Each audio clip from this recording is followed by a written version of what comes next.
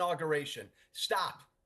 Okay, but what about her claim, Carmela's, that it was the closest election this century, implying that somehow she narrowly missed out on power? She didn't.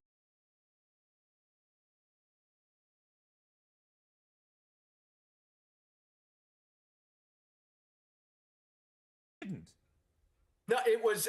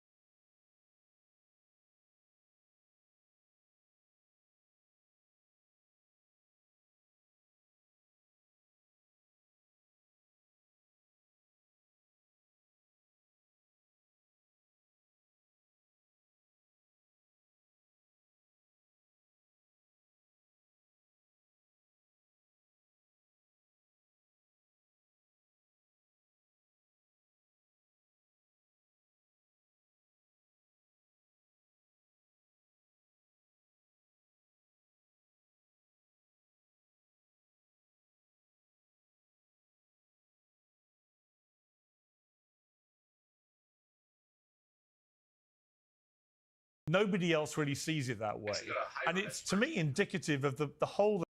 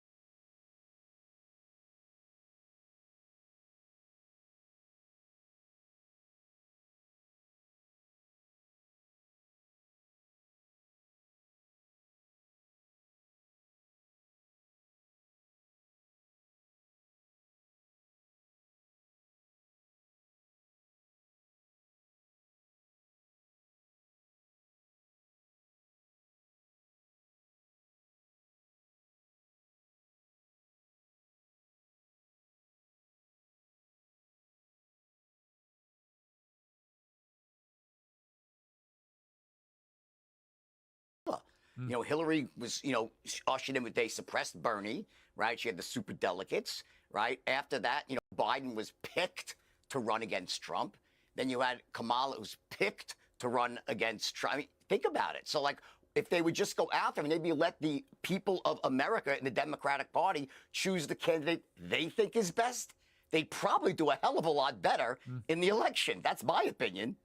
Yeah, Victor, this questioning of a mandate, I mean, it's kind of preposterous, isn't it? Yeah, it is. He's the first Republican to win the popular vote since George W. Bush did in 2004, and he won 93% of the counties. More important, celebrate the Republican Party, and whether you like it or not, if you look at the constituencies of the Democratic Party, it's the very wealthy and the very poor. And the middle class voted overwhelmingly for Donald Trump. He was the first Republican to get 55% of the Hispanic male vote, almost 50.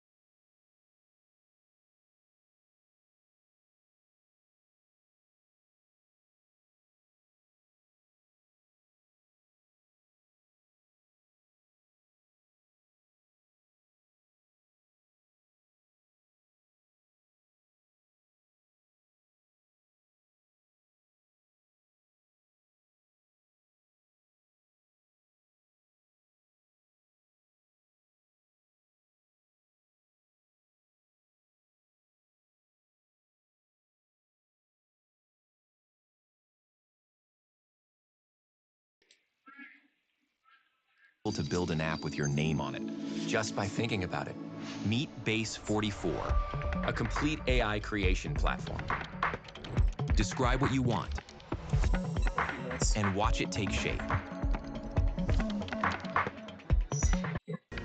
The Senate Republican bill to end the shutdown just failed in a vote moments ago. We are now more than a week into this shutdown, and flight delays are starting to pile up. Staffing shortages caused by the shutdown are leading to gridlock. Meanwhile, Your extension. Why don't we sign on right now? Let me ask you a question. Did you get permission from your boss? Why don't we sign on right now? Did your boss Donald You Trump? can easily extend Did your the boss ACA right now. Donald Trump He's give not you my permission? boss. Yes, he is. No, he's not. And by the way, So let me ask you a why question. did you vote to Let me shut ask the you a government question. down? You Why know did I you didn't. vote to shut Let it me down? ask you a question. For years, you Well, always lectured about how we need to keep the government open. you're making a show of this to No, make it's yourself sad. irrelevant. It said you could It's easily an sign on to You're this. embarrassing You yourself could right sign now. on to this. The only You're embarrassment chasing here is clout. you. You're an You embarrassment. could sign on to the bill. Let me ask you a question. You have 4 Democrats on here. Let me ask Why you a won't question. sign Let on me ask to you a it? question. In No, we American voted history, out you waste, voted for that. fraud, and abuse, by the You way. voted Tom DiNapoli, the for a Democratic permanent- controller of New York, Let me ask you a question. pointed out that $1.2 If billion you're gonna wasted. listen, you're not gonna talk. You're not gonna talk to me. Wasted You're not on gonna talk to me fraud and talk and over non-New me York residents because you don't getting want to credit. hear what I have to say. Oh, I'm So listening. why don't Go you ahead. just keep your mouth shut? Oh, Because you is showed up. that the way to You talk? showed up.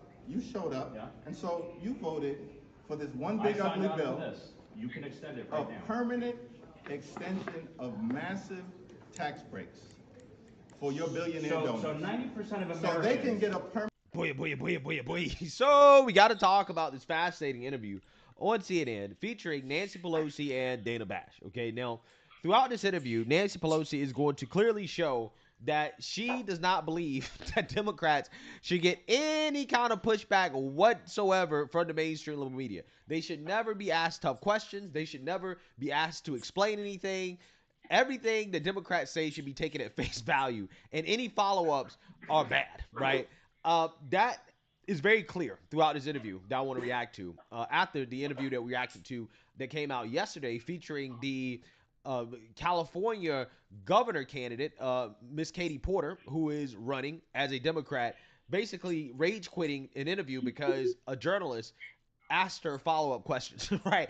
So we're going to see a little bit more of that because Democrats, again, they don't like their narrative being challenged, right? And Dana Bash is a Democrat propagandist. She ain't really pushing hard, to be honest with you. I mean, she's doing the bare minimum. Like, for example, doing a segment of the interview where she actually confronted Nancy Pelosi about a story that CNN hasn't really talked about, right? Which is the Democrat Attorney General candidate out in Virginia who got caught fantasizing about killing Republicans and their children. Dana Bash confronts Nancy Pelosi on whether or not she supports this guy, right? And whether or not he should drop out of the race. And Nancy Pelosi's answer to the question tells you everything you need to know about how deranged and extreme the establishment Democrats have become when it comes to Trump. Take a look. Substantial race in an off-year election, 63 seconds coverage on NBC, nothing on the other two big networks, nothing on PBS. It's like this never happened. Well, that is not surprising in any way because most of the corporate media view their job as existing to help out the Democrat Party with their campaigns. And so it happens on literally every issue, whether it's an actual race and a candidate that they're trying to help out. We know that if this were a Republican candidate, it would be leading every single news show. And every Republican official, Democrat Party, where there's open support for left-wing violence and nobody's really getting asked hard questions. Speaking of things that will be on the ballot this November, in Virginia, Democrats are running hard, and there is a Democrat running for Attorney General who's embroiled in a scandal over text messages in which he, the Democrat, said that the GOP Speaker of the House of Delegates should get 2 bullets to the head for how he paid tribute to a former moderate Democratic lawmaker who died. He has apologized. Should he get out of the race? Well, that's up to the people, the leaders in Virginia. They have said he has apologized. What I understand is they say that on balance he's a better person to be Attorney General, but that's up to them. But I wish there would be enough fuss of all the times that people have said they were going to put a bullet in my head right in public, in the public I think domain. it's because of that, that's one of the reasons I wanted to ask you that. You are somebody who knows all too well in a horrific way. We have to get rid of that kind of language. I mean, it's just not appropriate. If you were Abigail Spanberger, who's the Democrat running for governor, would you call on him to step aside? But she has to do what she has to do. She's going to be governor. She's running very well. Everybody's very proud of her candidacy, and her race is her race, and her state is her state, and it's up to her. I really don't get involved in other people's races, that the mayor of New York, that this, of that. It's up to the people in that state, and I respect their judgment and wish them well. And she and Mikey Sherrill will both be new women governors, and I'm very excited about that. Nancy Pelosi, thank you so much for being here. Yeah. So you see that, you heard that. Now, again, what I find to be extremely fascinating is that Nancy Pelosi, when asked about whether or not she believes this guy should drop out of the race, right? She was a former leader of the Democrat Party. I believe that she actually still is leading things. I think that Hakeem Jeffries is ultimately a puppet of Nancy Pelosi, to be honest with you. I mean, that's who he is. That's why she supports him, because he is going to do her bidding.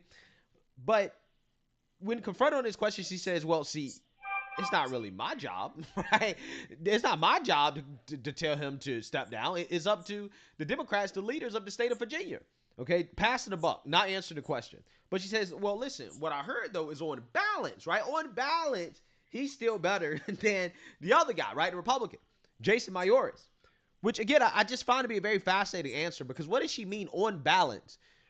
The attorney general candidate that fantasizes about killing his political opponents and their children, and also on top of that, he claims that murdering cops is okay to prove a point. So we're talking about the top cop in Virginia believing that, again, murdering your political opponents is okay, and also that cops being murdered is okay, right? Again, things that in a normal world should be immediately disqualifying.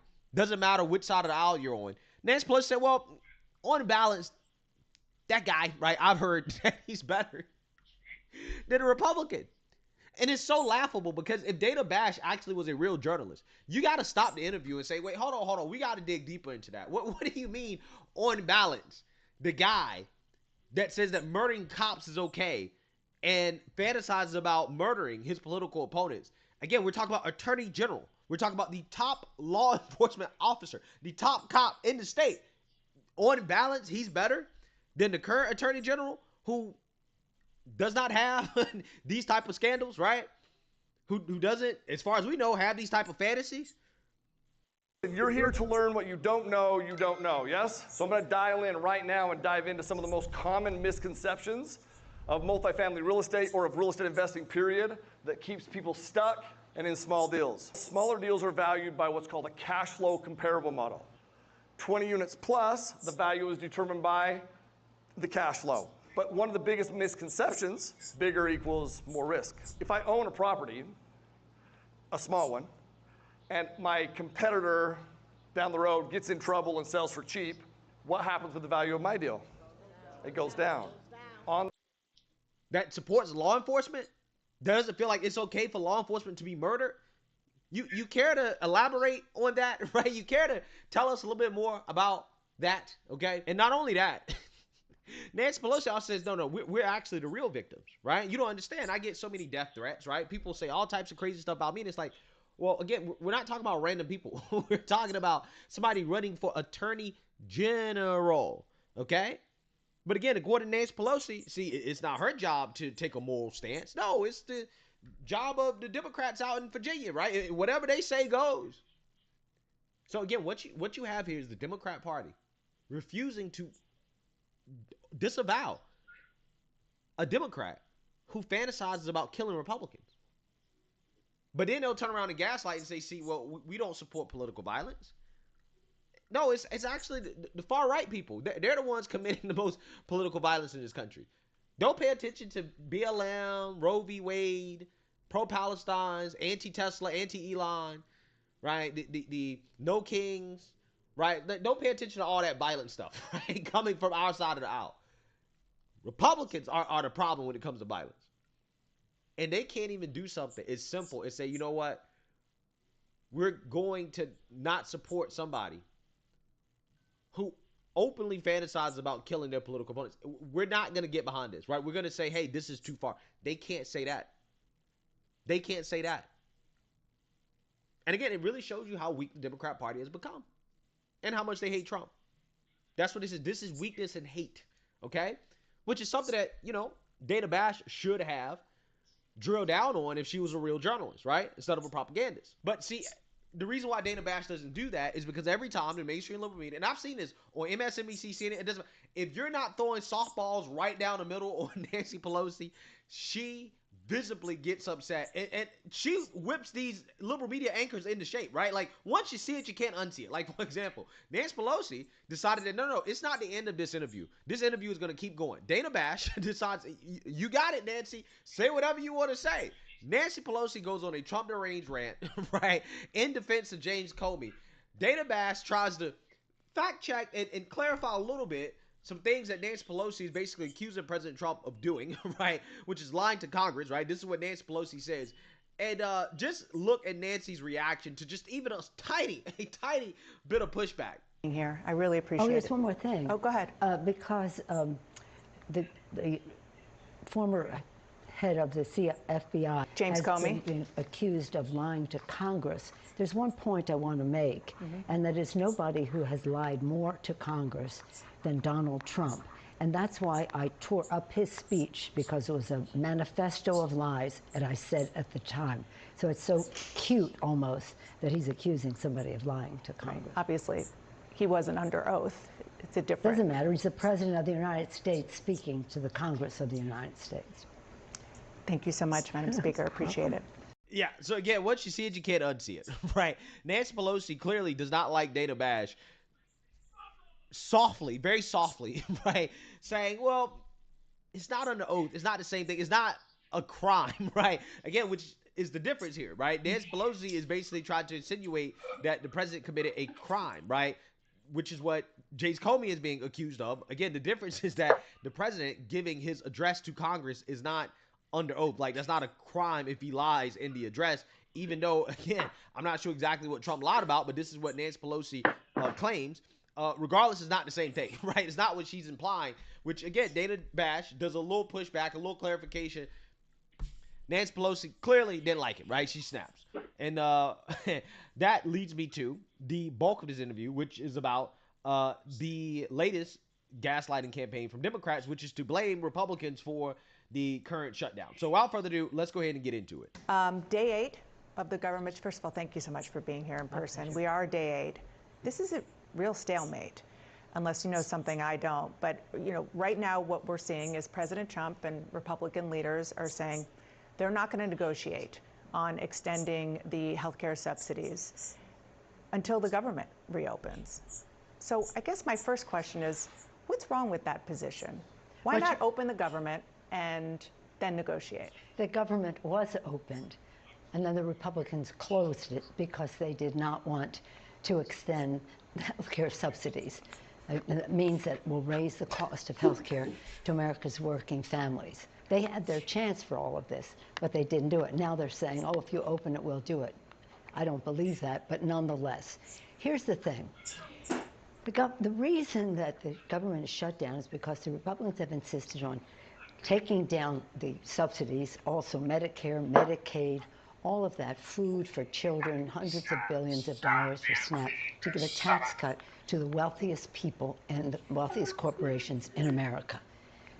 You don't expect us to say, okay, we'll agree to your giving a tax cut to the richest people in America and increasing the cost of health care to open government. It's going to be up to them. They shut down government, and they're going to have to open up government.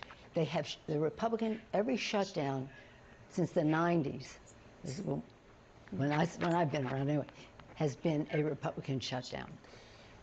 If no one ever taught you how to manage your money, or you're secretly ashamed of where you're at financially, this is for you. I want you to know that you're not alone. And this might be the most...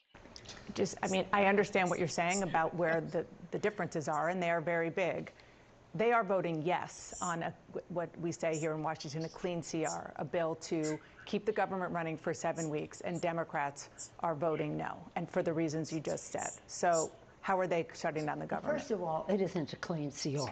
Okay. So let's not stipulate to that. It's not a clean CR. What do they have in it? Going into that. The point is, Democrats who created Social Security, Medicare, Medicaid, the Affordable Care Act, all of that, are now being asked, reject that so we can give a tax cut to the rich. We're not doing it. And it isn't a question of, well, let's come back together so we can discuss it. That isn't going to happen. They had that chance. Now they just have to open government with it as a stipulation. Yeah. So how do you get there? Would it be the president saying he's willing to engage in negotiations? Is it, I mean, what do you actually need tangibly to get there? Well, let me just say I'm so pleased with Hakeem Jeffries and the role he's playing for our House Democrats, Chuck, of course. But here's the thing. Everything important springs from the people. The public knows that this is wrong for them. This is a kitchen table issue for them. This is a kitchen table issue. They want costs lowered. The Republicans are raising the cost. And this is, our members have been all over the country spreading the word. Lincoln, public sentiment is everything. With it, you can accomplish almost anything. And that is what we were doing. They're going to hear from their own constituents that this has to, government has to open up under these conditions. Yeah, so sorry for letting the nonsense play on and on and on, but I just want you guys to get the gist of the propaganda here, the tricks from Nancy Pelosi, because I don't know who buys into this. No, seriously, like real talk, who buys into the argument that Democrats who are refusing to vote to keep the government open at the same spending levels that they were totally fine with for the past at least couple years, right? When Biden was in office, Democrats refusing to vote for that while essentially all Republicans are voting for it, right? And Democrats are saying, no, who buys into this idea that it's the Republicans' fault that the government shut down when Democrats are literally the ones who are not agreeing to just keep the government open and to keep spending as is, right? Again, I don't understand. Like, here's the thing. It's one thing if Republicans weren't unified on this, right? If Republicans were arguing, there was major infighting, but that's not what's happening. Literally, all the Republicans are on board with it. Maybe I think Rand Paul is the only Republican that might not be on board with it, but he votes against this every time. So, Rand Paul. Like, does anybody really buy into this? Really? Seriously. I mean, your IQ has to be below room temperature if you really believe that it's the Republicans' fault that the government is shut down right now. Democrats are basically holding the government hostage because they don't like what the American people voted for. Let me explain. So the Republicans passed a bill after being elected by the American people, right? They won the presidency, the House, and the Senate. The American people said, hey, we want Republicans to legislate and to govern. Republicans decided to reform Medicaid and some other government handout. And Democrats are saying, we don't like that. We want to overthrow democracy, and we're going to shut down the government because you did what people voted for, right?